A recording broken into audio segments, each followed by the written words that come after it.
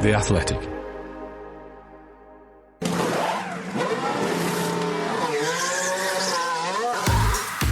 We talk sprint formats and tyre pressures and answer a bumper crop of your questions on endplate damage, ride height variation over race distances and getting worse to get better, and much more.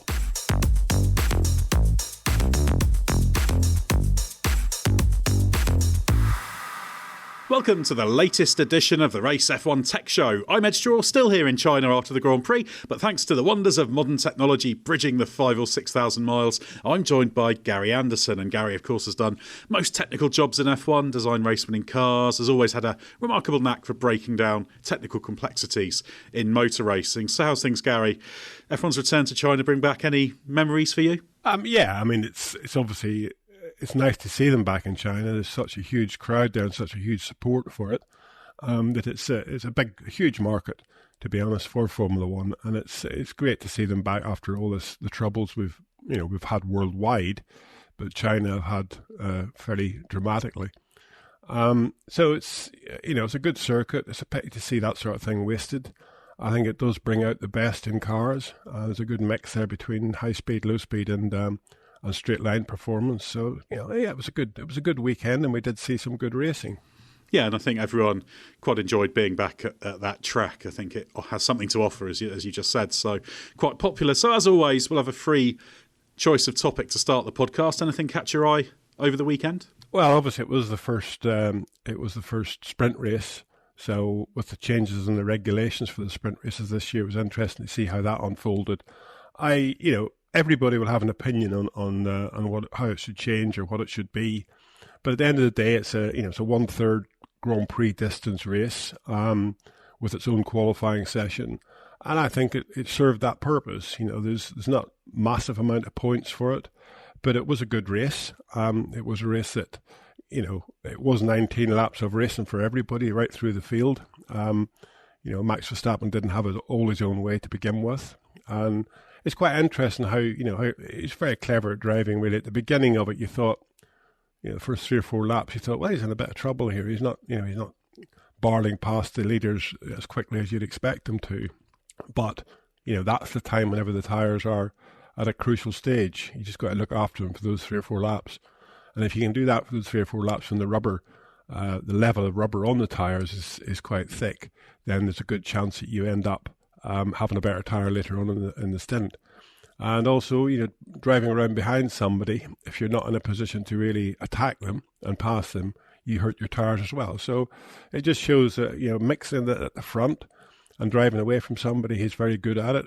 And whenever he has to sort of think twice about it and look after the car and the tyres a little bit, he's also very good at it. So I think it just shows the domination that he personally is having in Formula One at the moment. And it's much deeper than just having the best car, to be honest. He's doing a fantastic job. I guess the really interesting technical elements when it comes to the sprint format is that parc ferme being lifted between the sprint race and qualifying proper, and various teams, well, pretty much every team took advantage of that to some degree. Mercedes caused themselves a few problems with some bigger changes. So how would you approach that? Obviously, there's a limited window, so although you can do all sorts of setup changes, there's not an infinite amount of time to change complicated things. And then, of course, parc ferme you enter when qualifying starts. So you're going in blind, you can't test it, you just have to make the big setting changes and then make the best of it. So how would you feel about that? Well, I think it was really done to save the embarrassment of Austin last year, where both Hamilton and Leclerc got disqualified after the main race because of plank wear.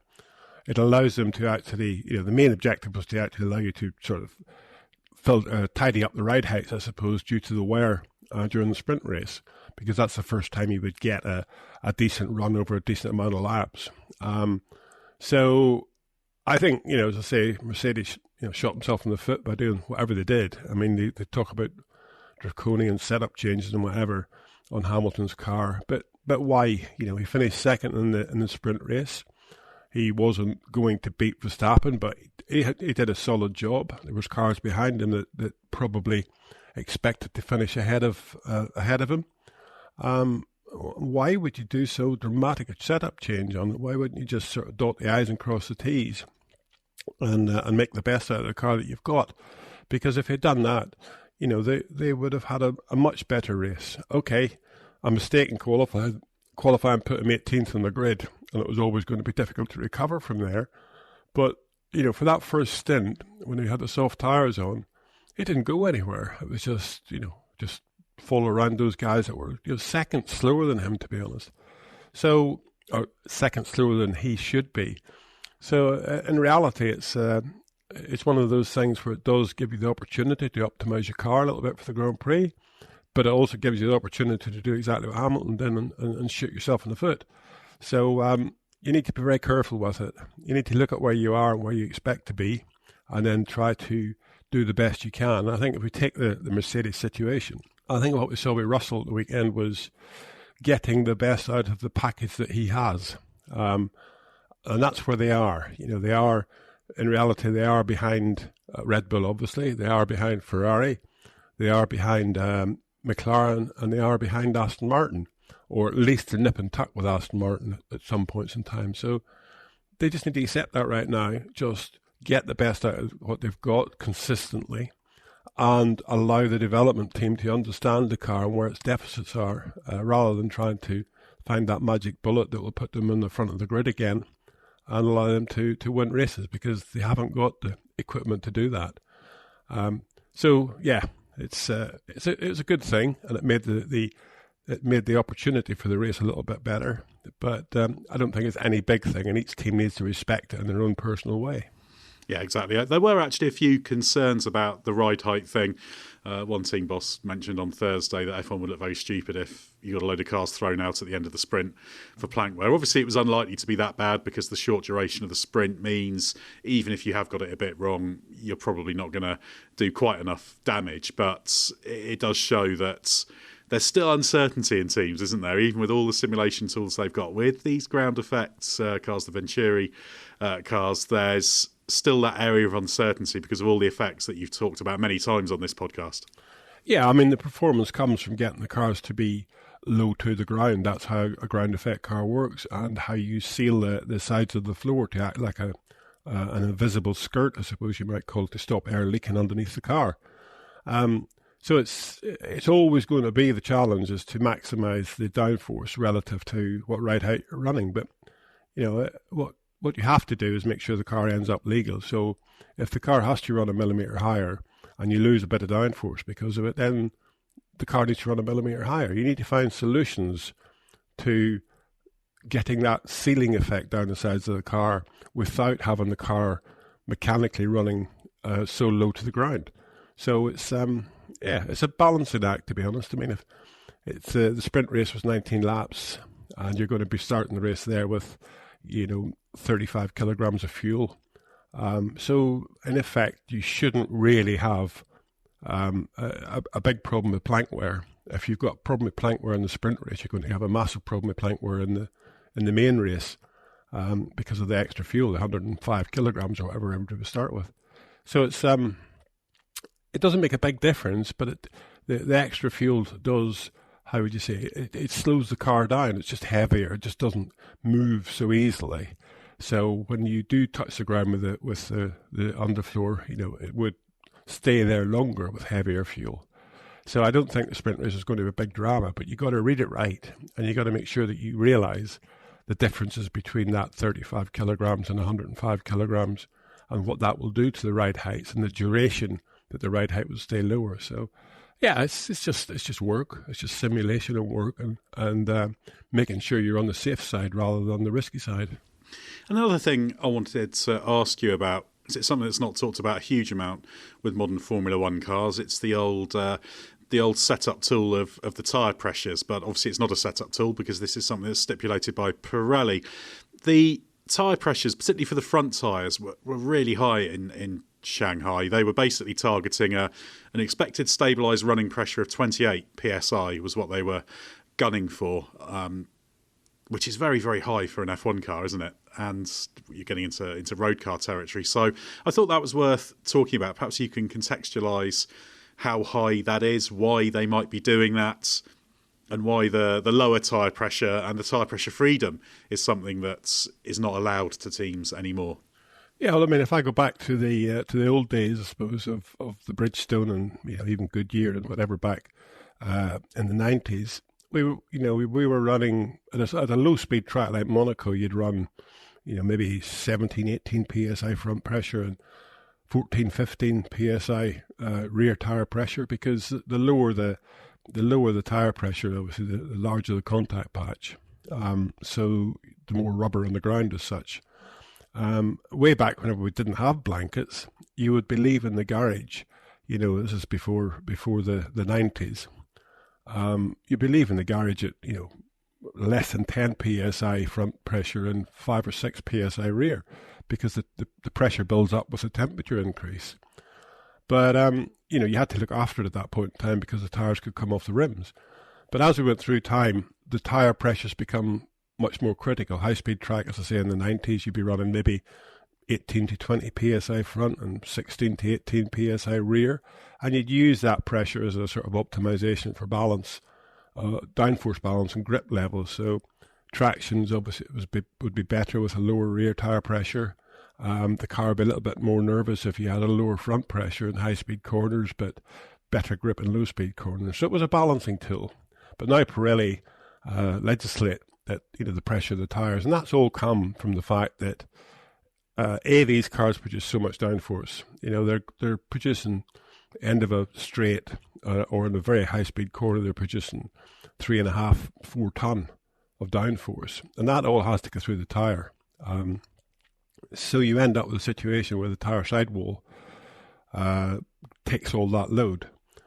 But also the fact that these cars, ground effect cars, are running stiffer, suspension-wise, because that's one way they can control the ride height. But, the input movement of going over curbs or any input movement in high-speed corners will all still go through the tyre. So if you run the suspension, for example, solid, then all that input will go through the tyre sidewall.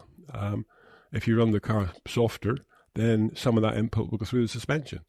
So it's a balancing act, and Pirelli, obviously, the last thing they want to do is see tyres fail. And their way of sort of looking at that and trying to control that is to run the higher pressures. As you say, the pressure is very high. It's high for everybody. The big problem with that is low-speed corners, where you don't have the actual aerodynamic forces. That high tyre pressure will give you less grip. It will hurt the traction. As we see very often, once you start to spin the wheels off a corner, it just spirals, it just gets worse. And that is all sort of instigated from the tyre pressures being high. But the tyre pressures are high because the teams are running the cars more or less, very stiff, or most of the teams are running the cars very stiff.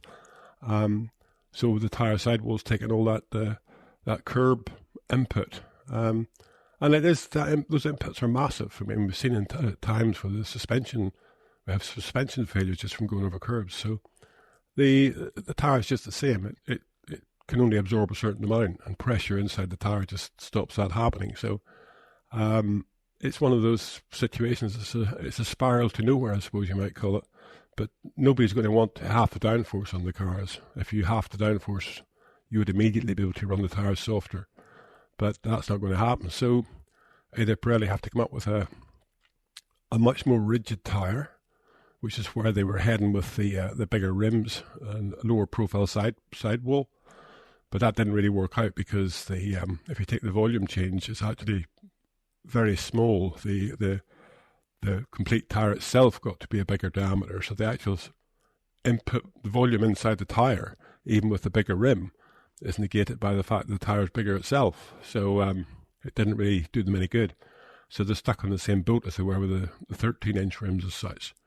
And as I say, the only thing to do is to build a tyre that's very, very stiff in itself, in its construction. And then the pressures could probably be reduced a little bit. But it's very difficult to do that because, you've got to be very careful where the coupling of the tread and the sidewall meet. That's the area where it's really going to deflect. And if you have a solid sidewall, it's all going through one little area. So, again, it's not an easy thing to do. Yeah, it's an everlasting battle for the tyre manufacturer as well. It's a difficult task being in Pirelli's position. They're trying to sort the tyres for next year. They were tyre testing recently at Suzuka, actually, after the Grand Prix, and they're trying to once again, get less temperature-sensitive tyres, because that's something that everybody wants, and actually would cut back on some of the nonsense there is on preparation laps and out laps and that kind of thing in qualifying. But yeah, it seems to be a bit of a losing battle, because they've been fighting that one for quite a while. Well, as we've got plenty of listener questions to answer, we thought we'd have 2 question sections this week, which will allow us hopefully to give some in-depth answers and allow Gary to get his teeth into them. The first one comes from Johnny from Berkshire, which relates to the Chinese Grand Prix, who says, on Sky's commentary, Nico Rosberg exclaimed that when Zhou lost his front wing end plate late in the Chinese Grand Prix, it was going to have a huge impact on performance. He suggested tenths per lap. I thought losing a front wing end plate was much less damaging in this current rule set compared to the past. Yeah, I think the one thing we've got to keep in mind here is that Nico Rosberg was a very competent racing driver, but as far as a racing car designer is concerned, I think he sort of lacked a little bit of knowledge about that. And you're right. I mean, the end plates, to be honest, in the configuration they are on an F1 car, is there because the regulations dictate you have to have it. In actual fact, other than not quite knowing what it's done to the flow structure around the side of the car, I would have said losing the front wing end plate was actually beneficial. Potentially beneficial is the best way of putting it, because the outwash would be much more around that front tyre. It's there to reduce the outwash, which was considered to be one of the things that was affecting cars in traffic, because obviously if the air spills around the outside of the car, it affects any car that's behind you more than if it's going through between the wheels of the car. So it's one of those sort of situations where it's probably not optimized to be a benefit, but at the end of the day, I think it's a very small loss, if anything, and I would say it's more or less unnoticeable for the driver. So a little bit of a Nico saying what he needed to say at the time, I suppose. Definitely not tenths of a second. If there was a loss, it would be hundredths. And if there was a gain, it would be hundreds. So I'd say not relevant, to be honest. The next question comes from Mauricio Guerrero from Brazil, who says, as you've mentioned that there's no such thing as a dumb question, here comes one. We know that ride height is a crucial parameter to the setup of these so-called ground effect cars of the current F1 regulations. As I understand it, you want to run these cars as close to the ground as possible in order to achieve maximum aero performance, albeit avoiding too low a ride height and avoid triggering bouncing and porpoising. My question related to that regards the variable weight of the cars during a race stint.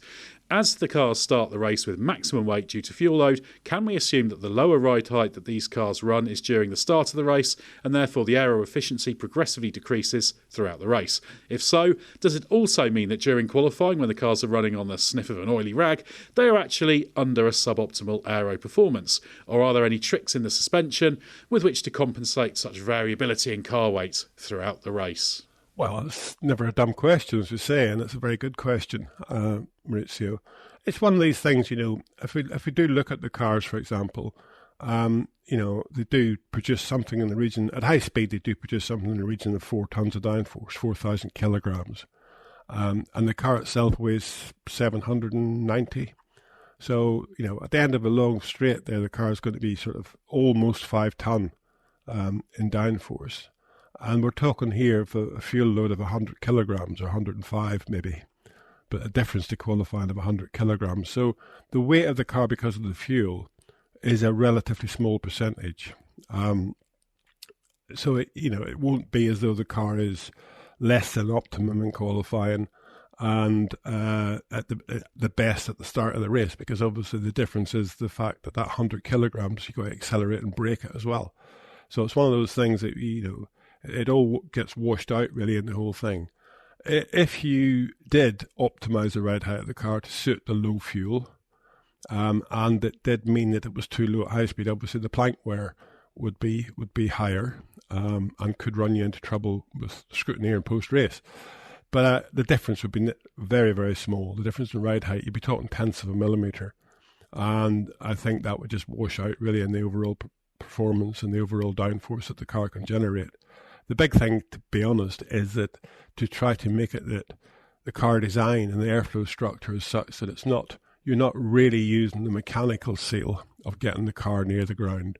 You're using that aerodynamic seal, as I often say, having an aerodynamic seal down the side of the floor, it's a bit more like a dimmer switch than an on-off switch.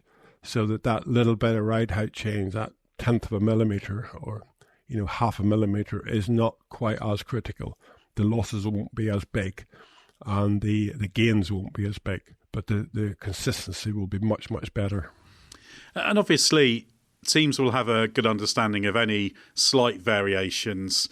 But there is the interesting question, because it's not just that. You've also got the fuel loads shifting as well, where the fuel is in the car. Obviously, there's a lot of effort that goes into managing the fuel in the fuel tanks and that kind of thing. So I guess there are little details in terms of the performance of the car over a race duration that teams will try and understand. But like you say, there's so many different variables that interact. It potentially becomes one of those things that becomes too difficult to play tunes on, as it were, and you're just having to come up with kind of the best place for the car that works for everything, and there's no sneaky tricks to gain in certain conditions. Yeah, it is an overall performance, a weekend performance window you're looking at, really, and especially qualifying in the race, you're looking at being able to do one lap, get the tyre temperatures up there, working well, and the ride height, as you say, the optimum, or very, very close to the optimum. But you also need to accommodate the fact that you're going to do a 50 or 60 lap race with a higher fuel load. So, the optimum isn't always just the best for one situation. We've often seen in the past where we felt that there was teams that weren't as good in qualifying as they were in the race, and vice versa. I think if we take Haas last year, it had a big problem in the race. Hulkenberg was very good at qualifying well, but just went backwards like a stone being dropped come the race. Whereas this year they're in a bit better position. They're actually still look as though they're able to reasonably hang on to the qualifying position. Maybe not quite as good as last year, but they're definitely more consistent in the race. So that's just the compromise between those two disciplines. And you need, the weekend is not just about one thing; it's about the whole thing. So you need to just get that compromise right. And if you do that, then that's the objective of the weekend. Next up, we've got a question from Jay Menon, who says, in the latest Beyond the Grid podcast, Haas team principal Ayao Komatsu briefly talked about his experience of tyre testing with Fernando Alonso during the tyre war years. He talked of how Alonso could drive the tyres in a certain way at the start of a stint to ensure that he could achieve a target lap time at the end of the stint. Komatsu also stated how Alonso would always maximise his tyre usage to extract peak performance in every stint. A driver capable of this is certainly very valuable during a race, as it would make the strategist's life much easier. How relevant are these skills in today's tyre formula? With the way tyres are these days, can it even be managed in the way the Michelins behaved in the tyre war era? And lastly, who do you think has the best handle of tyres on the current grid? Very difficult question to answer. First thing is just taking Alonso into account. I think they did, between them and him and the team this weekend, going to that soft tyre with 30 laps to go or something in the race, I think showed that they were lacking a little bit of information as to what they should do. They had a set of mediums and they had a set of softs. If I'd been in the pit wall, I'd have been putting the mediums on with 30 laps to go, because there was a good chance you could actually finish the race. And if not, you would have had, if there's a safety car or something late in the race, you would have had a set of softs to put on for that last 10 or 12 laps.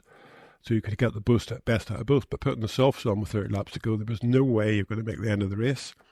So you're going to have to do another pit stop. So, it's always relevant to the situation at that point in time. I think whenever you're talking about Michelin tyres and Alonso optimising and using them, that was all relevant to Michelin tyres. The Pirelli tyres that are currently used in Formula 1 now are a very, very different beast. So I don't think the information from those days would really be a big advantage. Alonso used to use the car at the beginning of a stint, and we saw it many, many times with the Michelin tyres where he would oversteer the car. In other words, put too much steering lock on the car and go past the slip angle of the front tyre, just to make sure that he was having the balance at the beginning of it whenever the front tyre was too good for the rear.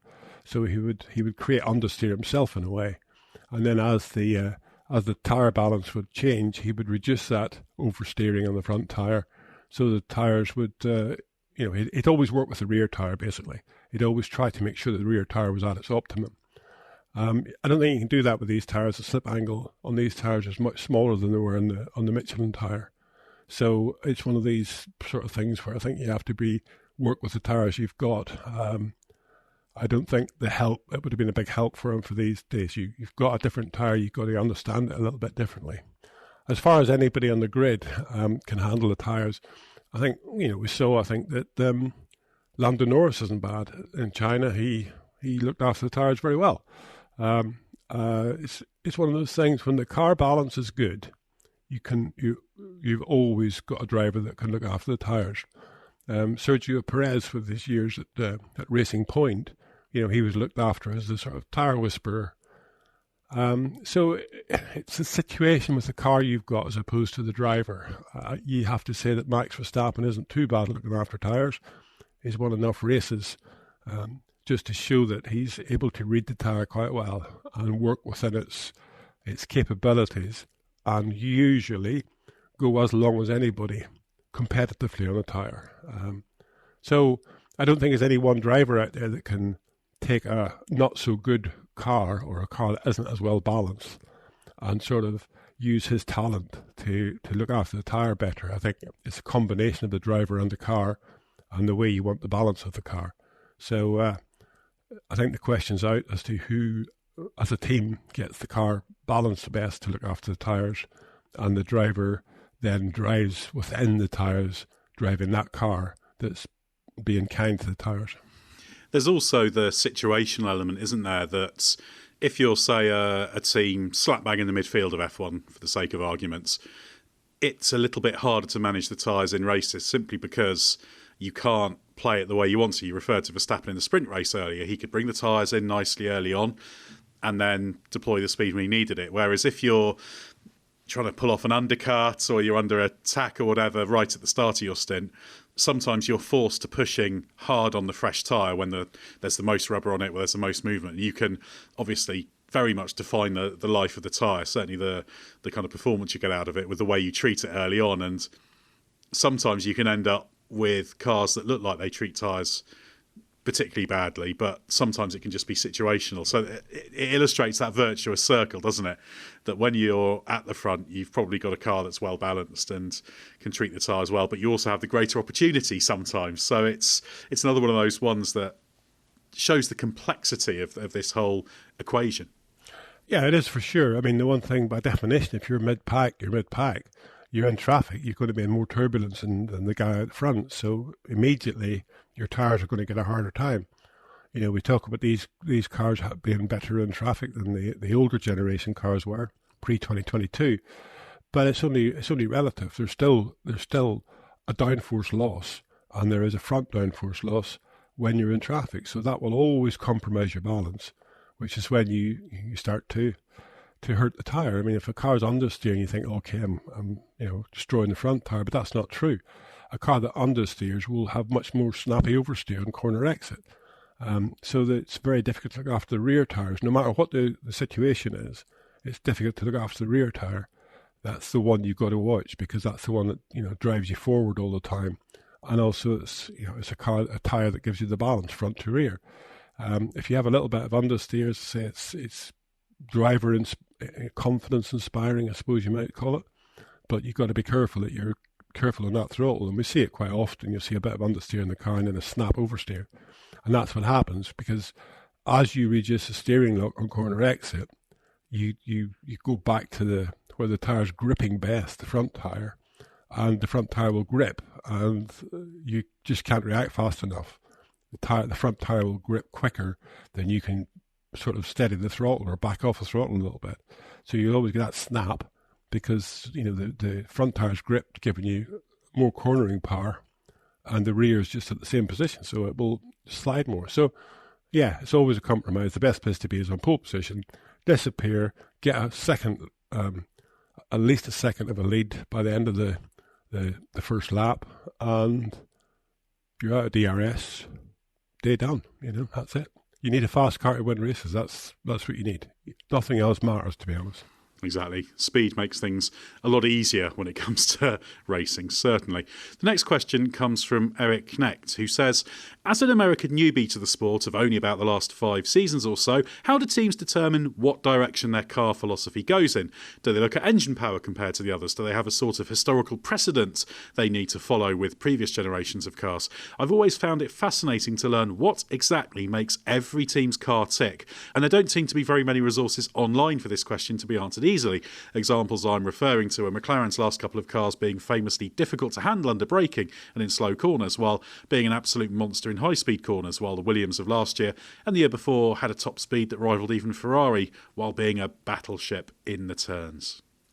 Yeah, I mean, that is the one thing one question, Eric, in my mind that separates a lot of the teams is the fact of their overall car characteristic philosophy, I suppose you might call it. Now, if we take a couple of examples here, McLaren, they probably have a car that aerodynamically is very stable in the fast corners. That normally will come from the fact that it doesn't actually produce the same levels of ride height at lower speed. And when I say lower speed, I mean higher ride height, because obviously the two go hand in hand.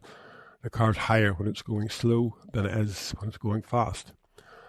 If you have a car that produces lots of downforce when you've got high ride height because the underfloor is very aggressive, I suppose you might call it, then you run into airflow separation problems when it gets to a lower ride height.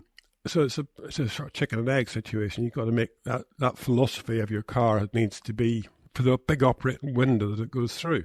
We get corners that are low-speed corners that are, let's say, 100 Ks or even slower 80 Ks, and you're in them in the middle of those corners for seconds. If you get a high-speed corner that's 320, 330 kilometers an hour, you're in those corners for tenths of a second. So there is more gain in low-speed corners than there is in high-speed corners, but the driver needs a car that's balanced in high-speed corners just to be able to do the corner at that speed. So McLaren's deficit could be the fact that it's not got the downforce whenever the car's high. They run the front of the car maybe a bit stiffer than their philosophy of front to rear suspension rate. If you run the front a bit stiffer, it will be a bit more of a handful in low-speed corners, but it'll be more stable in high-speed corners. So again, that's the setup philosophy. And your aerodynamic development is done via your setup philosophy. You go through a ride height range in the wind tunnel, and that ride height range is defined by the stiffness of the car.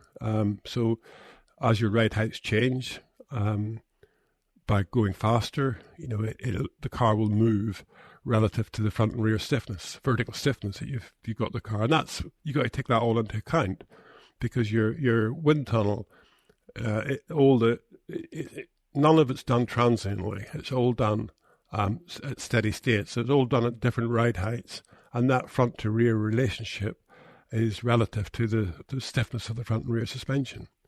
So you've got to be careful that you're not sort of tricking yourself and thinking, "Oh, look at that! I can produce much more downforce, low ride height, but very little downforce at high ride height. So I need to run the car lower. If I run the car lower, I need to run the car stiffer.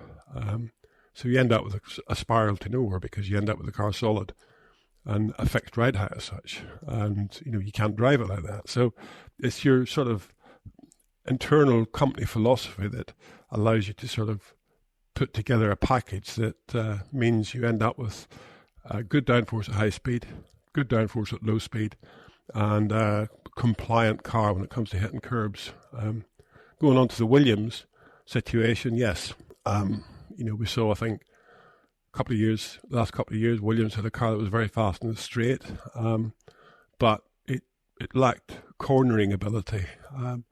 But their compromise was pretty decent. I think their compromise was for the level they are, the knowledge that they've got, wasn't a bad place to be, because the more you try to make the car go around corners fast, the better the car has to be, aerodynamic stability.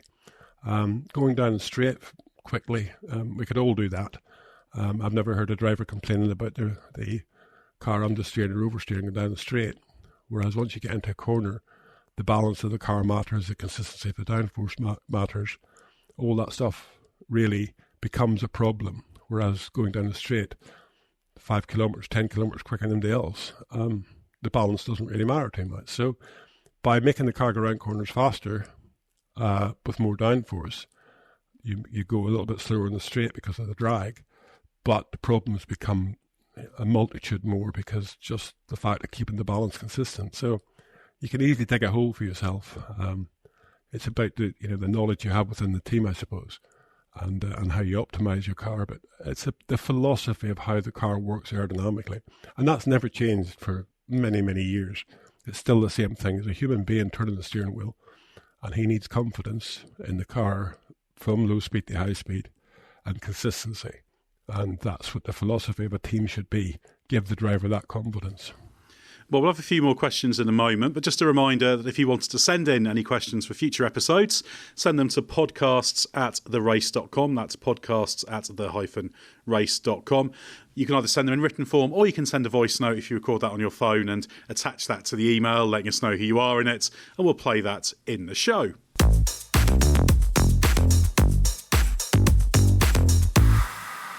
Right, on to a second batch of questions now, Gary. You've had your warm-up questions. You've got plenty in you in terms of answers, I hope. The next question comes from Javier Sanchez, who says, Williams have talked about making their car a better all-round package, so less strong in a straight line, but in doing so have seemingly made it harder to score points, given they can't hang on in front of faster cars, as Alex Albon made his trademark in recent years. Is this a convenient excuse for a worse car, or is there something to it?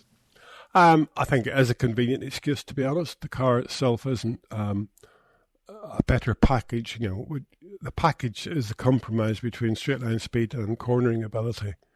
And if you're going to give one up, you have to make sure you gain in the other one. And my answer to that question would be the fact that, a straight line isn't really too big a drama. You can hold off faster cars. Because they can't get past you on the straight, the likelihood of them passing you in a corner is pretty low, because that's not what racing's about these days. Racing's about doing the best you can and then being in the right position with the DRS down the straights.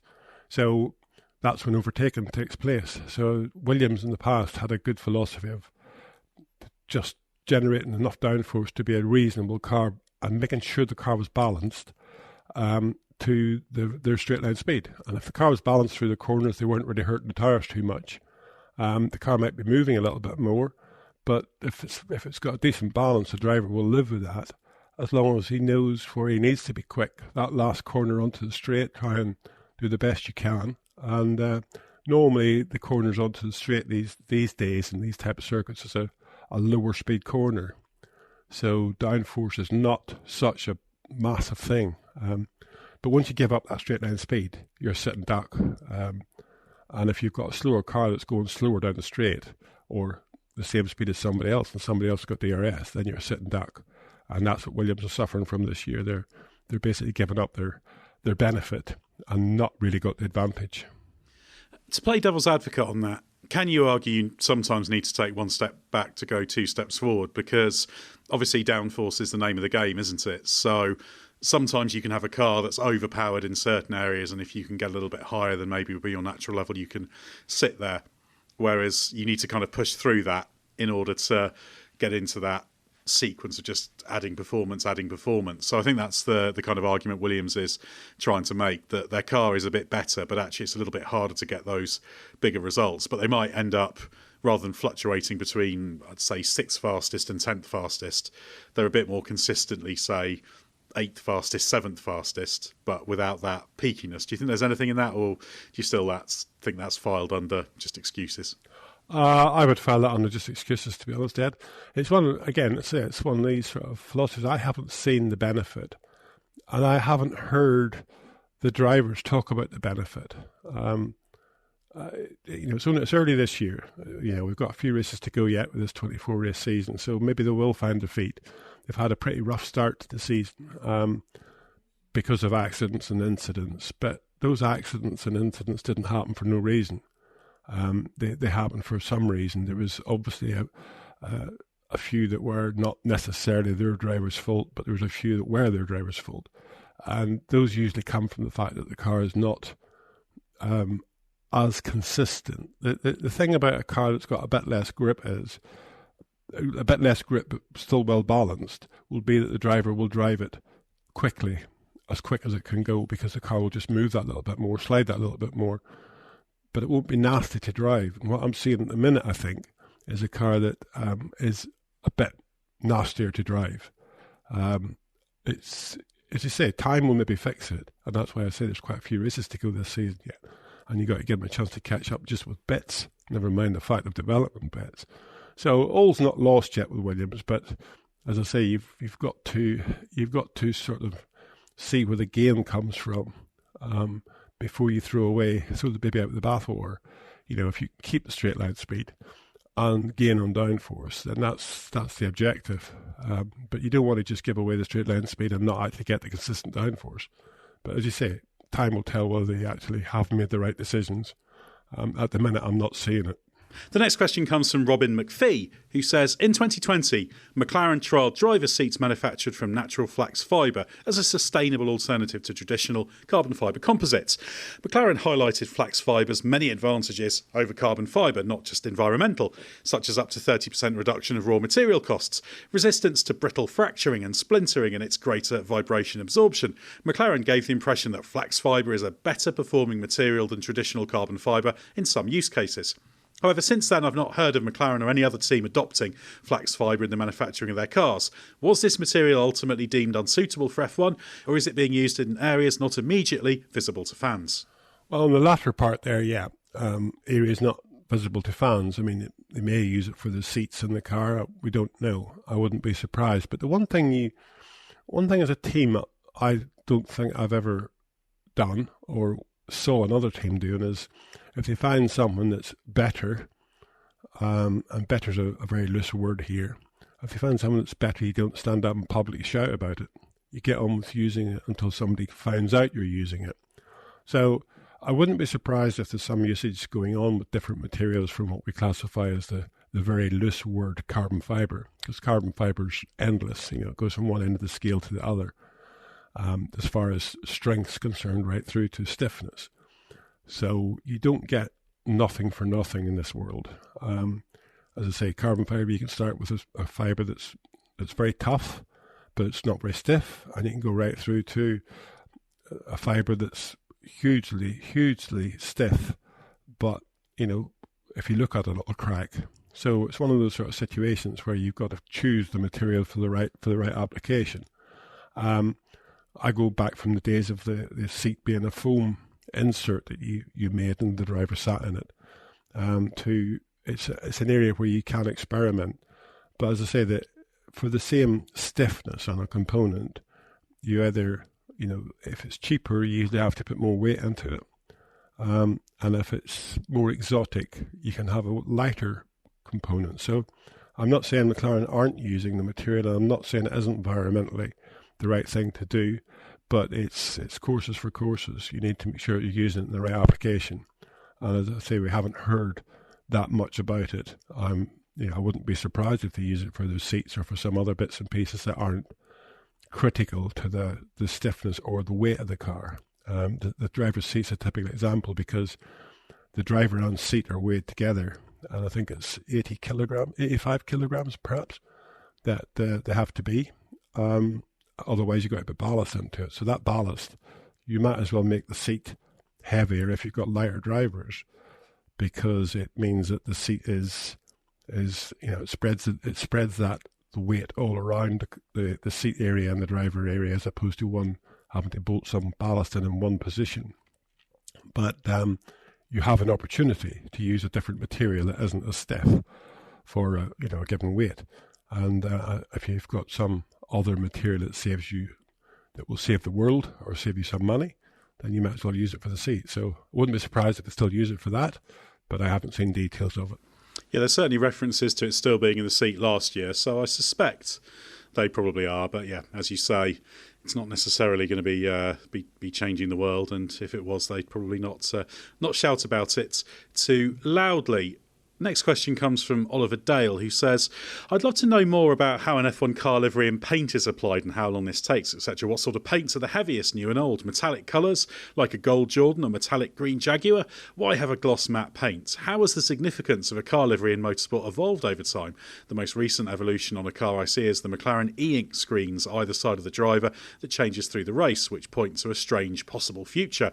One could argue today an F1 car livery has the least significance it's ever had, given teams are stripping them back further and further to just a carbon car. Is there a future where that could happen? A rich billionaire who doesn't want a livery. Also, has the Ferrari red got lighter over the years? Well, there's lots of paint-related questions there, Gary. Obviously, you've got some experience with that. It's one of those, I guess, peripheral things that if you're a technical director, you're aware of. So what can you tell us? Well, if you go way back to as you say, the Jordan, the gold Jordan, or the metallic green Jaguar, when those cars were being built, they were, whenever they hit the ground, they were in the rough region of 50 kilograms under the weight limit, because everybody was pushing the fact that, you couldn't put ballast low down in the car, lower the centre of gravity of the car because of that. So you built the car as light as you could. It wasn't a problem. So the paint, the paint didn't matter. So your metallic paint or whatever could add a bit of weight to the car because you had a window to play with the ballast underneath the car. And I suppose you might say that back then, looks were important. That has sort of negated itself through time. People try to find different solutions with paintwork to generate small vortices to break up the boundary layer. All sorts of stuff, but it's really, really difficult to do that consistently. So I think most teams have sort of given up a little bit now.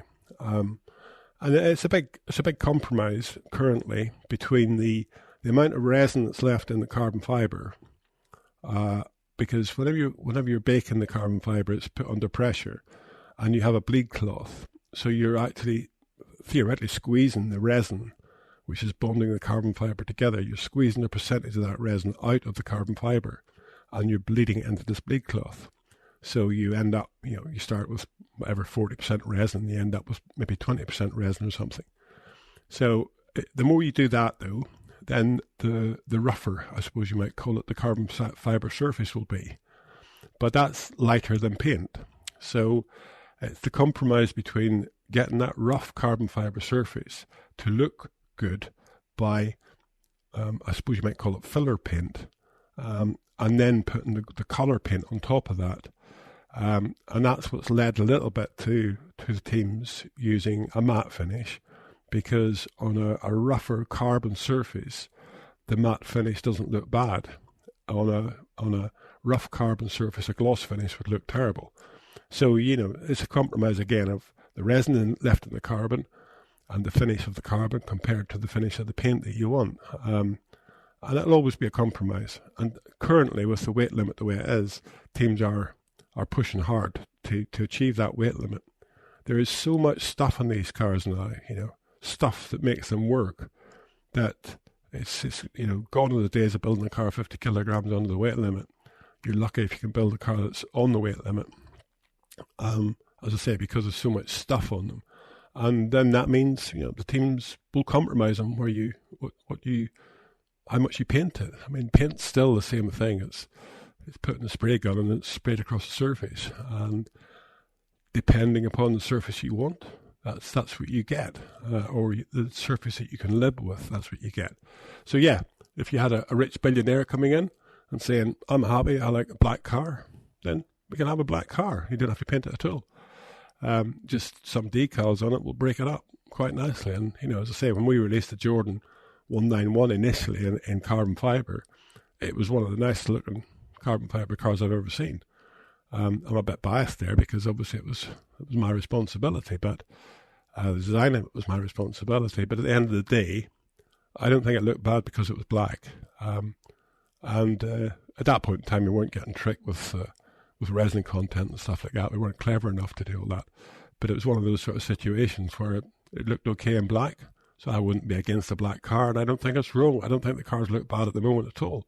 You know, they're 50-50 on paint scheme, and they use the black, you know, part of the car as part of the colour scheme. So nothing wrong with what we've got, but paint will add weight. If you'd like to hear a little bit more about that, we did do an episode on how paint shapes performance in October 2022, when we also spoke to Mark Turner from Silverstone Paint Technology and Seamless Digital. And Seamless Digital is the company that does those dynamic panels on the McLaren. So you can find out a little bit more there.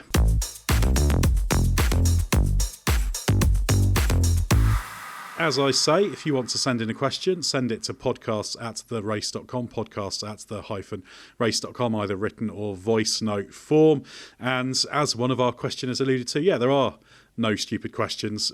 The more questions, the better, ultimately. And there's an infinite amount of technical topics in F1 for us to dive into. So, yeah, fire them through and we will endeavour to answer them. Well, we're going to be back after the Miami Grand Prix, so stay with us for more from Gary.